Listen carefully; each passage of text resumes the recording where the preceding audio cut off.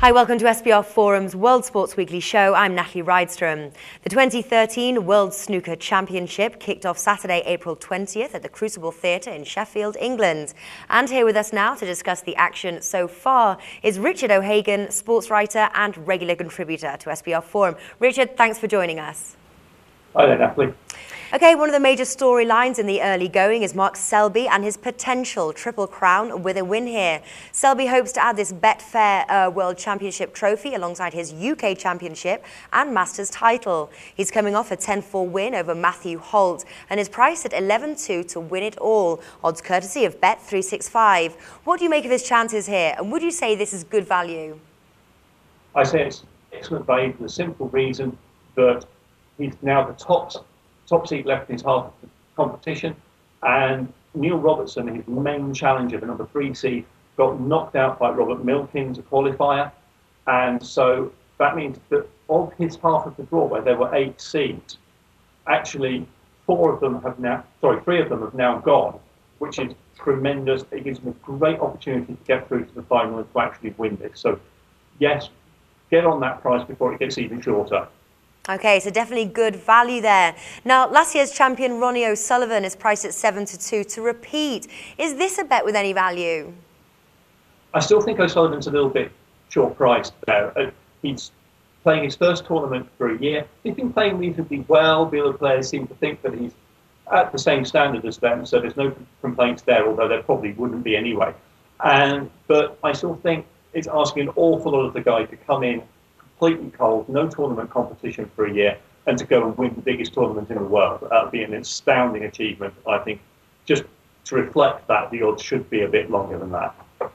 Right, and you don't think, Ronnie O'Sullivan, if anybody can do it, do you think he stands a chance of that?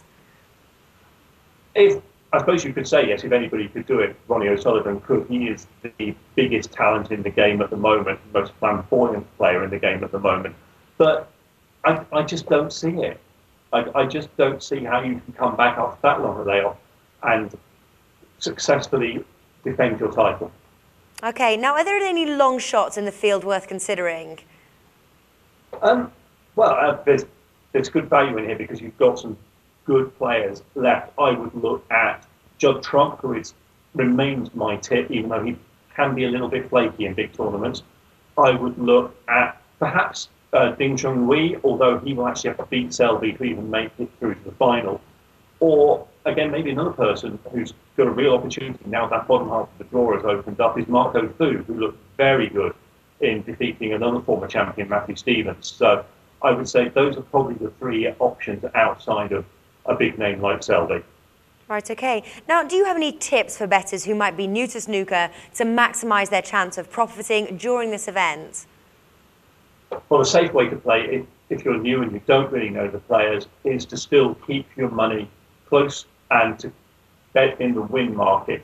You can bet on winning margins, but that's always difficult in snooker because we've seen games where things that even people that follow the game didn't expect have gone completely opposite.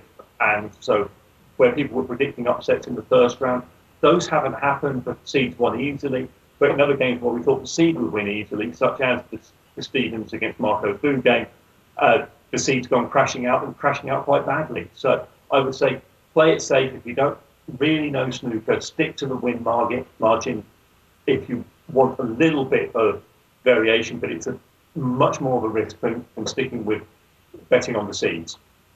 Right, okay. Richard, thanks for joining us. You're welcome.